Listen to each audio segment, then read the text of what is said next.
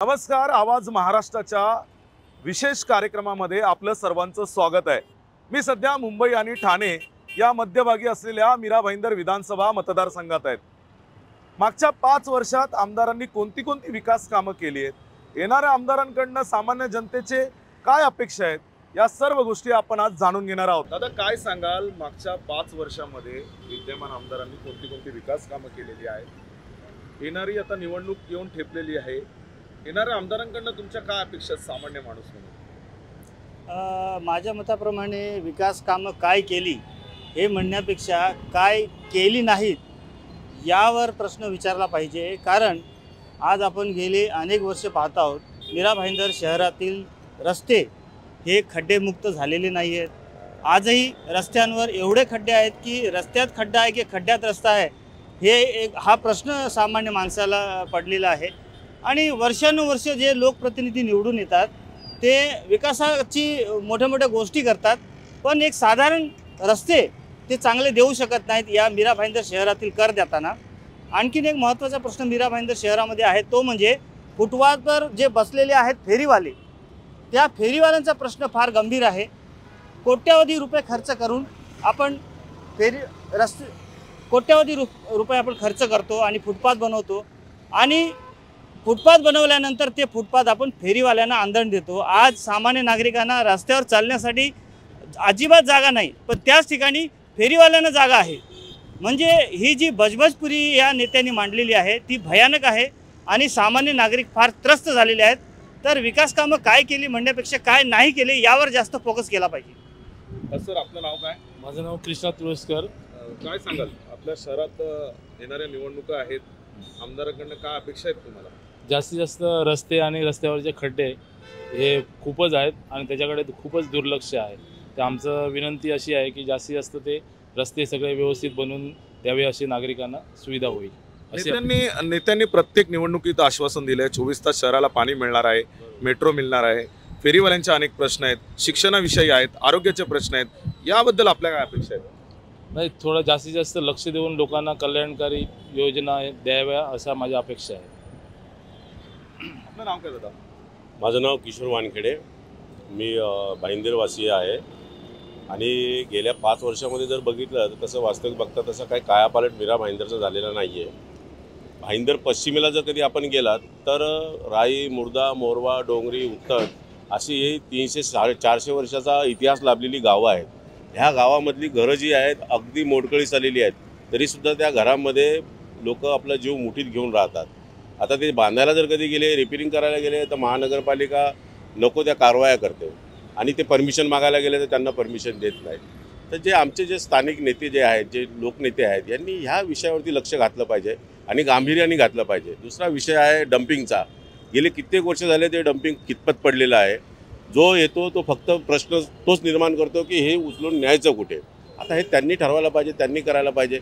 जनता तुम्हाला मोठ्या विश्वासाने निवडून देते, तुमच्याकडून एक खूप अपेक्षा असतात, पण 5 वर्ष अशी आली अशी निघून गेली, त्याच्यामध्ये मीरा भाईंदरचा काय विकास होत नाही. नेते आपला विकास मात्र साधून घेतात. दादा, आपलं नाव काय? माझं नाव संजय गुप्ता आहे. मी ड्रायव्हर आहे. मी काश्मीरला राहतो. आपलं मतनी असं आहे की इकडे फक्त ते नेते लोक ते हे म्हणतात की आम्ही असा करणार तसा करणार, ते काय उपयोग त्यांच्या बोलणारे काय होत नाही. ते फक्त हे बोलतात की आम्ही रोड चांगले करणार, रोडवर एवढे खड्डे आहे आणि ते बांधकाम ते अनलिगल ते होतात. जसं आमच्या काश्मीरामध्ये ते खूप अनलिगल बांधकामं होते, पण बांधकाम केल्यानंतर ते महानगरपालिका जाऊन तोडतात. माझ्या म्हणणं असं आहे की जेव्हा ते बांधकाम होते तेव्हा महानगरपालिका कुठे असतात? ते गोरगरिबांचे ते चाली बिल्डर आहे, ते लोकांना फसवतात, त्यांच्याकडून पैसे घेतात, त्यांच्याकडून ते अन्याय होते. माझ्या हे एवढंच बोलणार आहे. दादा, आपलं नाव काय? आपण कुठे राहता, काय काम करता? माझं नाव श्रेयस सुहास सावंत. मी भाईंदर पश्चिमेला राहतो आणि मी एक शहरातला बेरोजगार तरुण आहे. कारण गेली 5 वर्ष झाली, 10 वर्ष झाली आमच्या शहरामध्ये आम्हाला रोजगारच नाही आहे मुलांना. हा ज्वलंत प्रश्न मीरा भाईंदर शहरातला आहे. मुलांना रोजगार नाहीत, महानगरपालिका मुलांचे रोजगार काढून घेते. त्याच्यानंतर आमदार खासदार कुठल्या मीरा भाईंदरमध्ये खूप शासनाच्या जागा वगैरे आहेत, आपल्या मीरा भाईंदर महानगरपालिकेच्या आरक्षित जागा आहेत, पण तिकडे राजस्थानी भवन, जैन भवन, या समाजाचं भवन, त्या समाजाचं भवन, फक्त भवनासाठी हा राजकारण चालू आहे. पण तिकडे कुठलाच आमदार किंवा खासदार बोलत नाही की तिकडे आपल्याला एक IT पार्क तयार करू, मुलांना काहीतरी वैद्यकीय उच्च, जे आता आधुनिक काळामध्ये जी उच्च शिक्षण हे खूप मागलेलं आहे मुलांचं, आणि त्याच्यासाठी सर्वसाधारण मुलांची स्वप्न पण खूप असतात, पण पैशाअभावी त्यांना ते करू नाही शकत. आणि त्याच्यासाठी 5 ते 10 वर्षामध्ये इकडच्या आमदार, खासदार, नेते मंडळींनी कोणीच मोफत शिक्षणाचा कधी प्रस्ताव आणला नाही शासनाकडून मागून आमच्या इकडच्या तरुणांसाठी. त्याच्यानंतर रोजगारासाठी कोणती IT कंपनी आणली नाही आहे. आज आमच्या इथे ठाणे जिल्ह्याला एकमेव समुद्रकिनारा हा मीरा भाईंदरला लाभलेला आहे. तिकडचे जे तरुण आहेत आज मच्छीमार तरुण, त्यांच्यासाठी कुठल्या मत्स्य विभागातून कुठल्या योजना आणलेल्या नाही आहेत. असे खूप सारे प्रश्न आज मीरा भाईंदरच्या तरुणांना सतावत आहेत. आत्ताच 2 दिवसापूर्वीची गोष्ट आहे की 300 सुरक्षा रक्षक मुलं ही बोट सिक्युरिटीमध्ये सामायिक करायसाठी आमदार गीता जैन यांनी प्रयत्न केले होते. 2 वर्षे झाली त्या मुलांना रोजगारच नाही. पैसे भरलेल्यात, फसवणूक आर्थिक केलेली आहे. त्याच्यामुळे आमचे रोजगार हे कोणीतरी पळवून नेत आहे. त्यामुळे आम्हाला पुढच्या येणाऱ्या 5 वर्षामधला आमदार हा एवढा सक्षम पाहिजे की त्यांनी शहरातल्या या ज्या वैद्यकीय सुविधा आहेत, त्याच्यानंतर हे जे उच्च शिक्षण आहे हे स्वस्तामध्ये मोफत कसं काय आपल्या मीरा भाईंदरच्या तरुणांना अवेलेबल होईल, आणि रोजगार कसे आपल्या इकडे मीरा भाईंदरमध्येच आपल्या तरुणांना भेटतील याकडे फोकस केला पाहिजे. दादा, काय सांगाल, शहरात काय प्रश्न आहेत, काय गोष्टी तुम्हाला सतावत आहेत, नेत्यांकडून तुम्हाला काय अपेक्षा आहे? सर्वप्रथम तुमच्या चॅनलमधून मी हे कळू इच्छितो की आपल्या मीरा भाईंदर शहराला असे 2 किल्ले आपल्या आलेले आहेत. 2 किल्ले आहेत, एक धारावी किल्ला आणि एक घोडबंदर किल्ला. तर धारावी किल्ला, जंजिरे धारावी किल्ला याला 10 कोटी निधी आलेला, परंतु तिथे कुठलंच कार्य झालेलं आहे, कुठलंच काम झालेलं नाही, आणि ते आता निधी परत जात आहे. आणि आपले घोडबंदर किल्ला यासाठी निधी आलेली आहे आणि काम चालू होतं.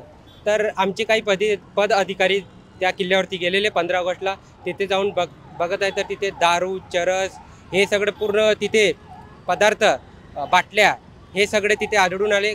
आणि तिथे काही सुरक्षा नाही, काहीच नाही, फक्त पैसे आले म्हणून उधळवायचं आहे. पालिका काही बघत नाही आहे.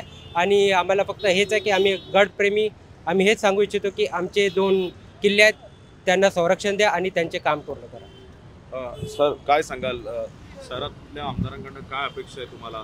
मागच्या 5 वर्षात काय विकास कामं झालेले आहेत? येणाऱ्या आमदारांकडून काय अपेक्षा असणार आहे? देखिए, हमारे शहर में 2 चीज़ों में बहुत ज़्यादा फोकस करता हूँ, एक अस्पताल और दूसरा शिक्षा. अस्पताल यहाँ पर पिछले 5 साल की बात करेंगे, थोड़ा सा जो हमारा सरकारी अस्पताल है जो राज्य सरकार के अधीन है, उसमें पहले से थोड़ा सा अच्छी लोगों का इलाज हो रहा है. जैसा आँख का ऑपरेशन है, तमाम अच्छा हो रहा है, लेकिन जैसा होना चाहिए था वैसा नहीं हो रहा है. तो मुझे लगता है कि जो आमदार लोग जो भी फंड लेके आते हैं तमाम अलग अलग चीज़ों के लिए, तो सबसे पहले यहाँ की जो बेसिक नीड है वो स्वास्थ्य सुविधा है. तो सरकारी अस्पताल में उनकी अच्छी सेवा मिलनी चाहिए, जो कि अभी तक जो लेवल से मिलनी चाहिए तो नहीं मिल रही है. दूसरी शिक्षा, यहाँ पर आप सुनते होंगे 10 की जो महानगर पालिका की जो स्कूलें हैं वो 8वीं 10वीं तक बड़ी मुश्किल से अभी तक 10वीं तक गई हैं. तो यहाँ के विधायकों को यहाँ पर स्कूल की सुविधा, यहाँ पर एजुकेशन की सुविधा करनी चाहिए. यह मैं उम्मीद करता हूँ कि जो भी विधायक आने वाले समय में हमारे शहर का होगा, ये खास तरह 2 मुद्दों को लेकर जरूर काम करेगा. आपण पाहू शकतो या ठिकाणी मीरा भाईंदर विधानसभा मतदारसंघातल्या सामान्य नागरिकांसोबत आज आपण चर्चा केलेली आहे. शहरातली अनधिकृत बांधकामे असतील, रस्त्यावरतील खड्डे असतील, कचऱ्याचा प्रश्न असेल, किंवा या शहरात 24 तास मुबलक पाणी असेल, किंवा या शहरातल्या बेरोजगार तरुणांचा विषय असेल, अनेक मुद्द्यांना जो आहे त्या सामान्य माणसांनी हात घातला. येणारे आमदार ह्या सर्व गोष्टी त्यांच्या पूर्ण करतील की नाही हा येणारा काळच ठरवेल. व्हिडिओ जर्नलिस्ट दर्शन सोबत महेंद्र वानखेडे, साम टीव्ही, वसई. देश विदेशातील प्रत्येक घडामोडींचे लाईव्ह अपडेट मिळवण्यासाठी आता साम टीव्हीच्या सर्व सोशल मीडिया प्लॅटफॉर्मला लाईक, फॉलो आणि सबस्क्राईब करा. तसंच सर्व नोटिफिकेशनसाठी बेल आयकॉन प्रेस करायला विसरू नका.